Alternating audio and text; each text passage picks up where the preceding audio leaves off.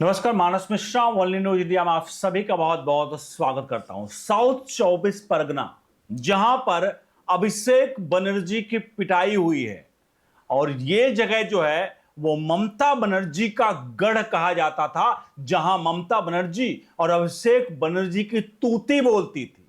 यानी कहे कि जहां एक पत्ता भी नहीं हिलता था अभिषेक बनर्जी के बिना हुक्म के, वही गली जहां आज अभिषेक बनर्जी की कुटाई हुई है।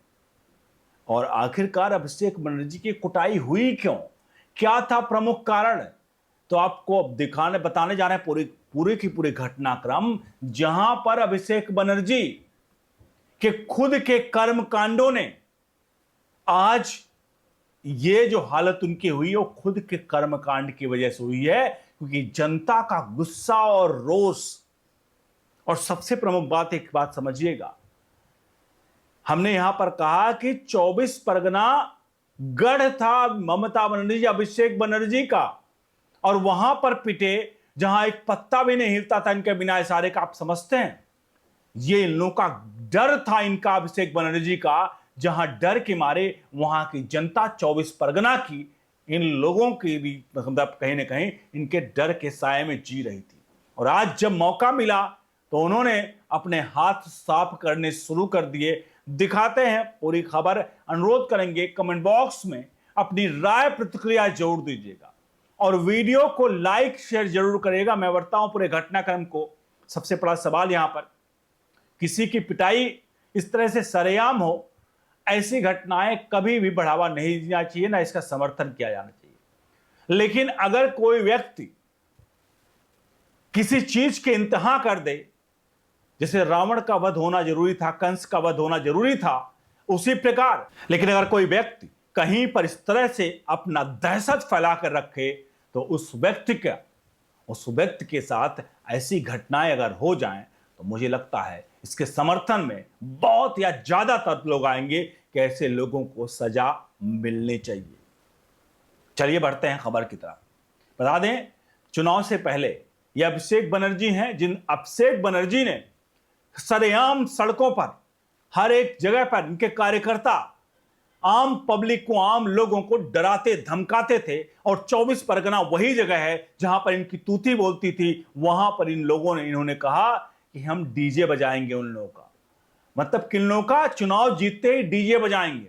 आप समझते हैं डीजे बजाने का मतलब? ये इन्होंने धमकाया था और अब पहुंचे थे यहां पर। जो घटनाक्रम हुई है ये टीएमसी के कार्यकर्ता के साथ, मतलब यहां पहुंचे हुए थे इस पूरी घटना में, जहां पर पुलिस के प्रोटेक्शन में ये जा रहे होते हैं।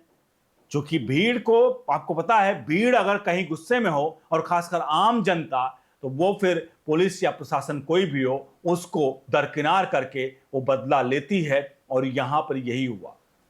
ये वहां पर मिलने पहुंचे थे अपने टीएमसी के कार्यकर्ता से, जैसा बताया जा रहा है। और उस कार्यकर्ता से मिलते वक्त पहले ही वहां के पब्लिक, वहां के लोग गुस्से में आए। और गुस्से में इसलिए आए क्योंकि इनसे पूरी तरह से इनको वो देखना चाहते थे कि इन्होंने जिस तरह से धमकियां दी थी, परिवारों को मारा था, कई मौतें हुई थी, और इनके पार्टी के कार्यकर्ता के अभिषेक बनर्जी के इशारे पर जो किया था उसका जवाब तो उसको मिलना ही चाहिए था। आपको यहाँ एक बार मैं दिखा देता हूं इनके भाषणों में क्या क्या चीजें कहा था, आपको समझ में आ जाएगा किस तरह के कृत्य इन्होंने किए थे। इनका यह हाल होना तो जरूरी था। इन्होंने अमित शाह को चुनौती देने वाला बयान दिया था। एक चुनावी सभा में अभिषेक बनर्जी ने कहा था कि अगर हिम्मत है तो मतगणना के दिन कोलकाता में रहिए, फिर देखेंगे। विपक्ष ने इसे आक्रामक और धमकी भरा बताया था उस वक्त। कौन सा घाट बादल बचाएगा वाला बयान, इसे बयान को लेकर एफआईआर विशेष रूप से जिक्र हुआ था। शिकायतकर्ता का आरोप था कि एक राजनीतिक विरोधियों को डराने और उसको उकसाने वाला बयान था। ये सारे बयान अभिषेक बनर्जी के। इसके अलावा अमित शाह के खिलाफ धमकी वाले भाषण पर एफआईआर और शिकायत के आरोप लगाया गया था कि चुनाव प्रचार के दौरान उन्होंने ऐसे भाषण दिए जिससे केंद्रीय गृह मंत्री अमित शाह को लेकर धमकीपूर्ण टिप्पणियां की थी। और पुलिस ने इन्हीं आरोपों के आधार पर एक मामला भी दर्ज किया गया।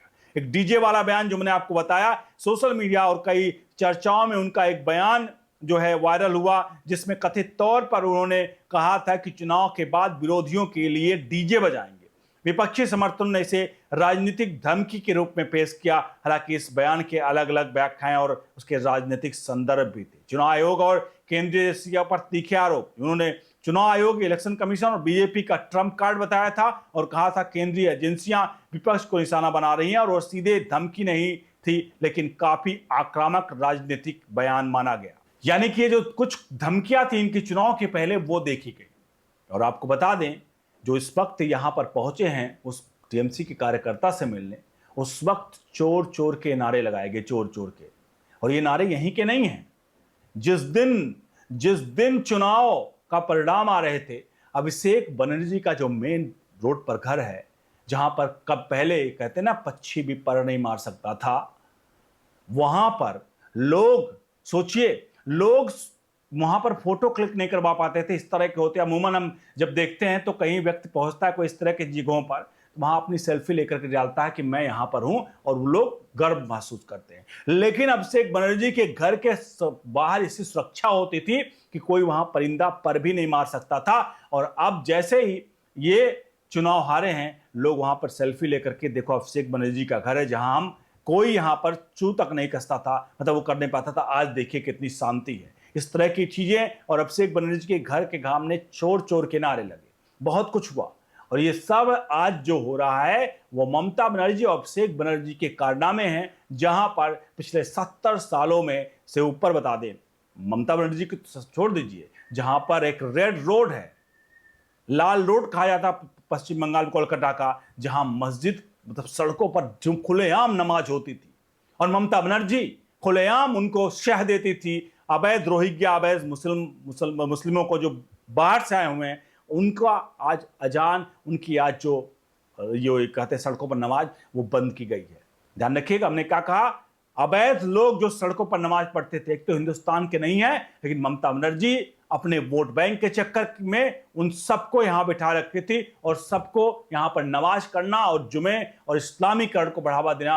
अब उसी का परिणाम यहां पर यह है कि ममता बनर्जी और अभिषेक बनर्जी को ये तगड़ा झटका लगा है। और आखिरकार आज अभिषेक बनर्जी को जो पिटाई है, मैं पहले भी कह चुका हूं, इस पिटाई की सहमति हम कहीं से भी नहीं दे सकते कि ऐसी पिटाई होनी चाहिए, लेकिन जो पिटाई हुई है वो उनके खुद के कर्मों के नतीजे हैं, ममता बनर्जी के कर्मों के नतीजे हैं, जिसके वो चुनाव परिणाम में तो इनको भुगतना ही पड़ गया कि चुनाव परिणाम में जिस तरह से उनके हालात हैं। लेकिन अब वो जनता के बीच में साफ तौर पर दिख रहा है कि जनता भी अब रोष में है, गुस्से में है। ऐसे में मुझे लगता है कि इन लोगों को ज्यादा पुलिस प्रोटेक्शन में घूमना चाहिए और सरकार इनको सुरक्षा जरूर मुहैया कराए, क्योंकि आने वाले दिन में इनके साथ हो सकता है कहीं अप्रिय घटना हो जाए, तो उसके लिए बीजेपी को जिम्मेदार बताए। इसलिए बीजेपी को ज्यादा सतर्क रहने की आवश्यकता है। आप खुद बताइए कि आखिरकार अभिषेक बनर्जी के साथ जो हुआ, क्या वो होना चाहिए था, या ऐसे लोगों के साथ अगर ऐसा हुआ तो आवश्यक है कि इन लोगों के साथ अगर ऐसा हुआ है तो उनके कर्मों का ये फल है और ऐसा होना जायज है। आप कमेंट बॉक्स में लिखिए, वीडियो को लाइक शेयर करिए, बने रहिए और न्यूज़ इंडिया के साथ। बहुत बहुत